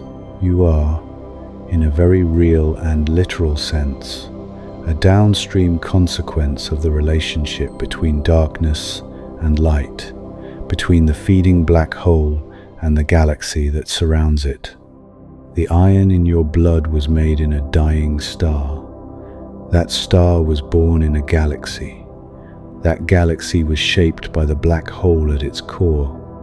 And so the thread runs, unbroken, from the darkest centers of the universe to the warmth of your own small body, lying here in the quiet of the night. This is what Ton 618 tells us. When we listen not just with numbers, but with feeling, it tells us that the universe is connected. It tells us that the largest and the smallest, the brightest and the darkest, the most ancient and the most immediate, are all part of one continuous story. It tells us that a single black hole, 66 billion suns heavy, 10 billion light years away, is not separate from you. It is part of the same web, part of the same slow, patient work of gravity that began at the very first moment and has never stopped. And now, let us pause. Let us rest here for a moment. Let us look back at the journey we have taken tonight, not to remember every detail, but simply to feel how far we have come. We began with gravity, the gentle pull holding you in your bed, the weight of your own body. We called it the softest force, the most patient of all the powers in the universe. We traveled outward. We met Sagittarius A star, the quiet darkness at the heart of our own galaxy. 4 million suns, a great and silent thing, holding the Milky Way in its slow turning. We let that number settle, and we thought it was enormous. We went further. We found M87 star, 6.5 billion suns, the first black hole ever photographed, 1,000 times heavier than the giant at our galactic center. We saw its image, a ring of light around a circle of dark, and we thought surely this was the upper edge of what gravity could build. It was not. We found Ton 618, 66 billion suns, an ultramassive darkness with a shadow wider than our entire solar system, a thing so far away that its light took 10 billion years to reach us, a thing so enormous that its formation is still a mystery, an open door with soft light spilling through, a thing so powerful that it shaped the very galaxy around it, sculpting stars and gas across distances we can barely imagine. And all of it, every step of this journey, was gravity, the same gravity, the same patient pull from the mattress beneath you to the largest black hole in the cosmos. One force, one story. The energy is beginning to lower now. Can you feel it? The journey is beginning to turn inward, like a tide that has reached its highest point and now begins its slow and gentle retreat. The numbers are behind us. The immensity is behind us. The puzzle and the wonder and the strangeness, all of it has been laid out across the dark, and now it begins to fold softly inward, drawing down like a long breath that has reached its peak and now slowly lets go. You do not need to carry any of it with you. You do not need to remember the numbers or the names. 66 billion can drift away now. 10.4 billion light years can soften and blur. The event horizon, the quasar, the accretion disk, the Eddington limit, all of these can settle into the quiet of your mind like leaves settling on the surface of still water. They will be there if you ever want to find them again. But tonight, you can let them go. What remains is simpler than all of that. What remains is the feeling that the universe is vast, the feeling that it is connected, the feeling that the same gentle force that holds you in your bed right now has built the most extraordinary things across billions of years and billions of light years, and that you, small and warm and breathing, are part of that same unbroken story. Hold that feeling softly. Let it rest in your chest like a warm stone. Let it sit there without any need to name it or explain it or understand it further. The understanding has been done. The numbers have been spoken.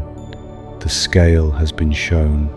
And now the only thing left is the quiet that comes after, the stillness that follows the long exhale, the peace that settles when the mind has been taken somewhere vast and is gently returned to the small and the near and the warm. Your body is heavy now. Your arms are heavy. Your legs are heavy. Your eyelids are heavy. This is as it should be. You have traveled a very long way tonight, farther than most journeys ever go, and now the pull of your own small gravity is asking you to come back down, to sink a little deeper into the bed, to let the room grow soft at its edges. The galaxies are still out there. The black holes are still out there. The ancient light is still crossing the dark, patient as ever, carrying its memories from the deep past toward anyone who cares to look. But you do not need to look any longer. The looking is done, the seeing is done, the wondering has been wondered, and now it is time to let the wonder carry you gently down, like a current in a deep, slow river, toward rest.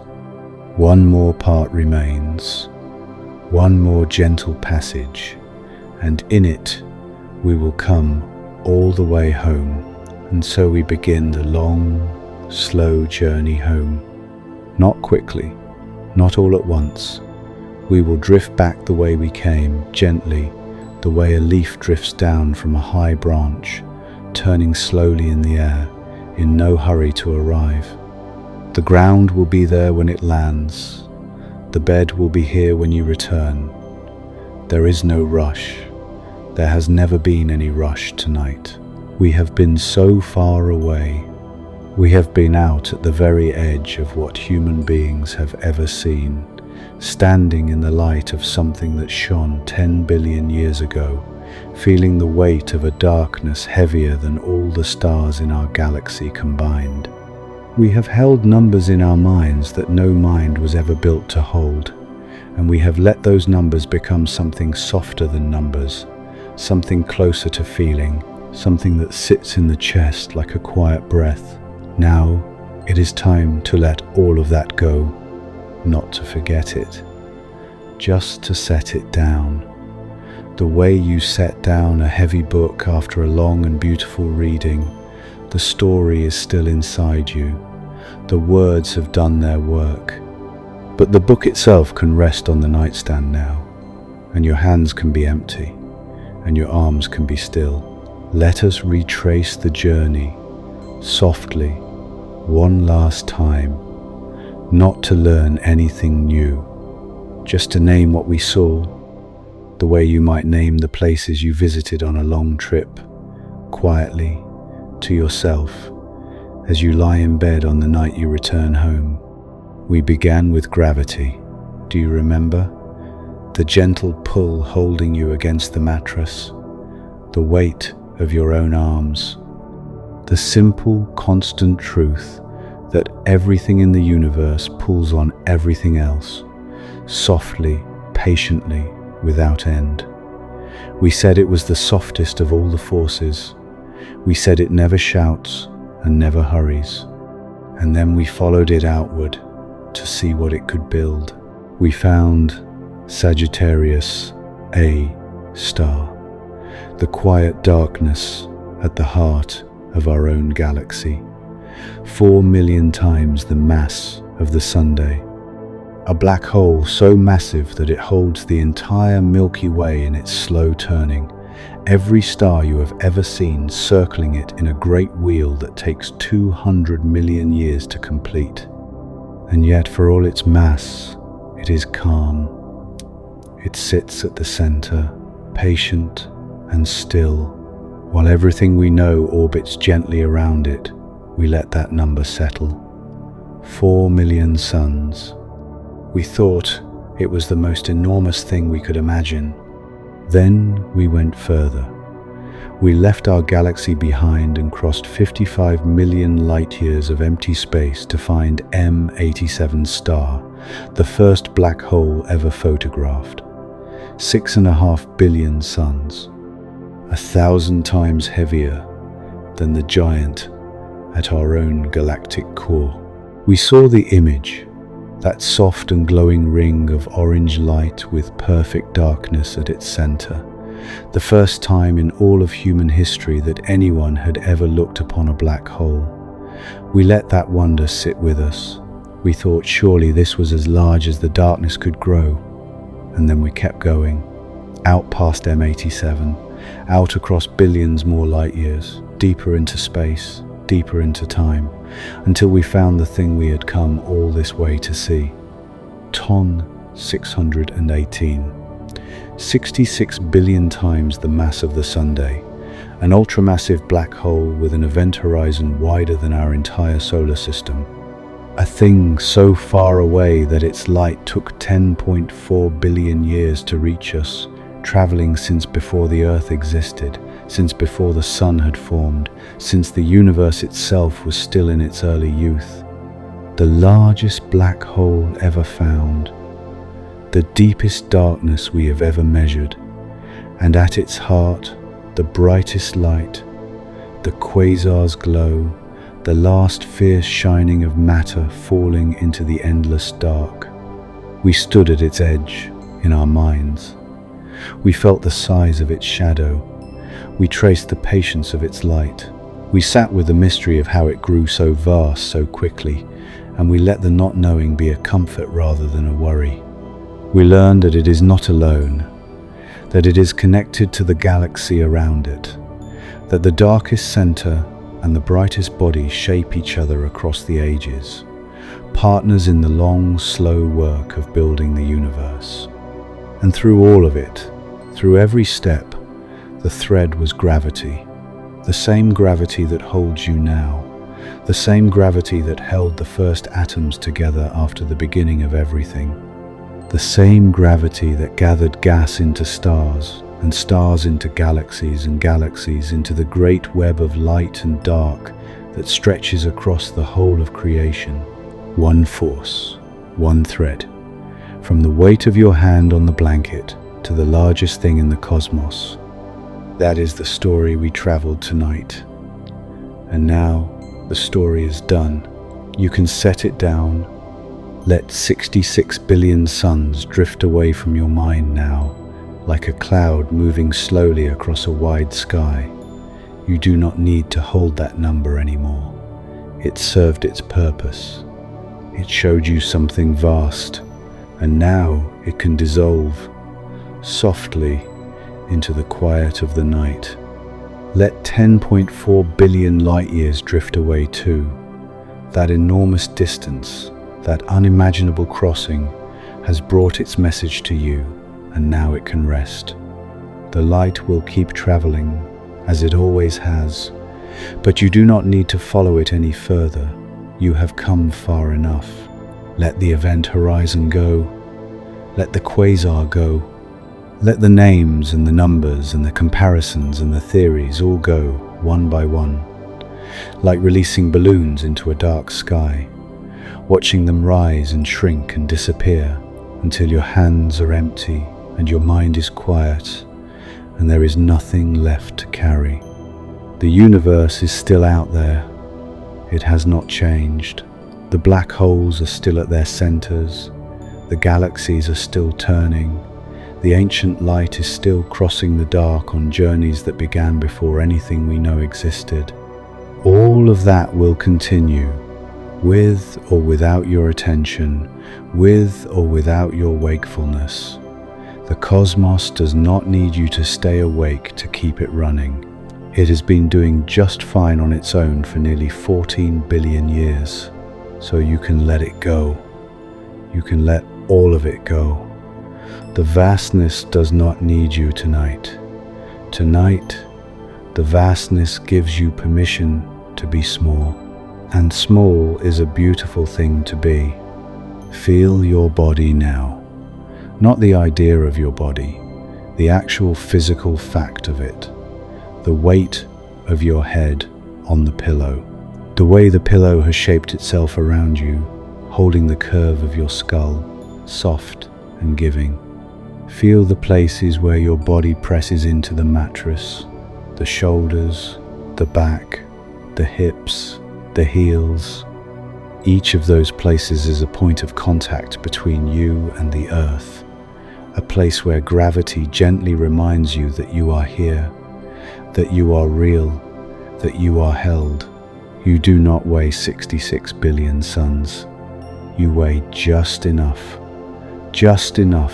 to be held gently against the surface of this one small world, just enough to feel the comfort of the bed beneath you, just enough to sink slowly a little further down with each breath, as if the mattress were made of something softer than softness, something that has no bottom, something that will hold you no matter how deeply you settle into it. Feel your arms. They are heavy now, not the kind of heavy that is a burden, the kind of heavy that is a relief, the kind of heavy that comes when you have finally, completely stopped trying to hold them up. They are resting fully, completely, every muscle released, every fiber loose, the weight of them given entirely to the bed beneath them. You do not need to move them. You do not need to adjust them. They are exactly where they should be. Feel your hands, your fingers.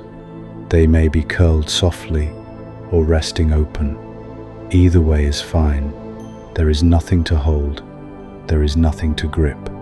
The work of the hands is done for today. The typing and the reaching and the carrying and the holding. Tonight, the hands are simply weight, simply warmth, simply part of the heaviness that is pulling you gently, gently down. Feel your legs. They are longer than you usually notice, stretching out beneath the covers, heavy and warm. The muscles of your thighs, your calves, the small muscles of your feet, all of them are releasing now, letting go of the day, letting go of the walking and the standing and the climbing. You are horizontal. You are still. There is nowhere to walk to tonight. The only journey you are taking now is the slow inward one, the one that leads from wakefulness to sleep, and that journey requires no effort at all. It is happening by itself, the way night happens by itself, the way gravity happens by itself, steady and patient and requiring nothing of you. Feel your face, your jaw, Is it clenched? Let it soften. Let the teeth part slightly, so that the jaw hangs loose and easy, so that the muscles of the cheeks and the temples release their quiet grip. So much tension gathers in the face across the day. The holding of expressions, the effort of attention, the tightness around the eyes that comes from focusing and concentrating and trying to understand. Let all of that go now. Let the face be soft. Let the forehead be smooth. Let the eyes rest behind their lids, not looking at anything, not searching for anything, just resting in the gentle dark. Feel your breath. It has been with you all night, this slow tide, rising and falling without any effort on your part. It was there when we stood at the edge of Ton 618. It was there when we counted 66 billion suns. It was there through all the vastness and all the wonder and all the ancient light. Your breath did not pause, it did not hurry, it simply continued. The same rhythm it has kept since the moment you were born, the same quiet exchange of air that happens in every animal on this planet, from the smallest insect to the largest whale. You are breathing the same air that has circled the earth for billions of years. You are part of the same slow cycle that has been turning since the first breath was ever taken on this world. Let the breath slow now, if it wants to. You do not need to slow it on purpose. Just stop paying attention to the pace of it and notice how, when you are not watching, it finds its own rhythm, a little slower than before, a little deeper than before. The exhale grows a little longer. The pause at the bottom, that quiet moment between the out-breath and the in-breath, stretches just a little, just enough to notice, before the next breath comes softly in on its own. You are here, in your room, in your bed, on your small world, in your ordinary galaxy, in a universe that is impossibly vast and impossibly old and impossibly strange and impossibly beautiful. And you are safe. The vastness is not a threat. The darkness between the stars is not an emptiness to fear. It is the same darkness that is wrapping itself around you now. The darkness of your room, the darkness of your closed eyes, the gentle, restful darkness that the body craves at the end of a long day. The universe is not cold, not from here, not from inside the warm cocoon of your bed, with the weight of the blanket over you and the soft fabric against your skin. From here, the universe is a story you were told, a journey you were taken on, a long and beautiful walk through the dark that ended, as all good walks do, right back where it started. Home, in the warmth, in the quiet, in the small and the near and the known. The black holes are out there, the quasars are out there, the ancient light is still crossing the void, but out there is not here, and here is where you are. Here, where the pillow holds your head. Here, where the blanket holds your warmth.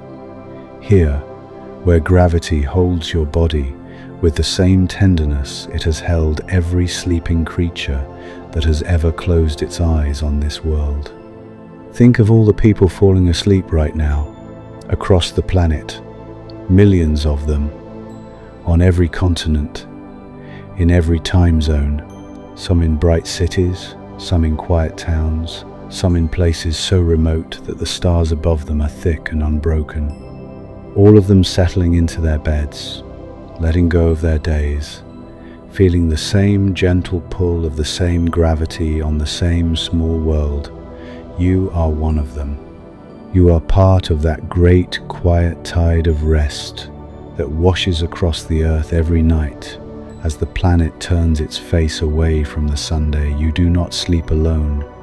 The whole world sleeps beside you, in shifts, in waves, in the long, slow turning of the night.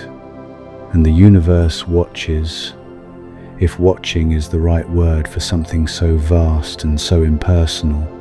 It watches the way the sky watches, the way the dark watches, not with eyes, not with intention, just with presence, just with being there, enormous and ancient, while the small, warm things beneath it close their eyes and drift towards sleep. If you would like another journey like this one, there are more waiting for you here on this channel. Other quiet travels through the dark, other gentle numbers, other vast and beautiful things to meet and then release. They will be here whenever you are ready for them, whenever another night calls for a long, slow drift into wonder. But there is no hurry, no rush, no pressure to find them tonight. Tonight has been its own complete thing. Tonight has been enough. And now, the last of it. The final words, the shortest and the simplest. You have traveled far tonight. You have seen the largest darkness we have ever found. And you came home. The blanket is warm. The room is quiet. The night is holding you the way the universe holds its stars, gently, patiently, without asking anything in return. Your breath is slow. Your body is heavy. Your eyes are closed. The journey is over. You are safe. You are here. You are home. Sleep now. Sleep softly. Sleep well.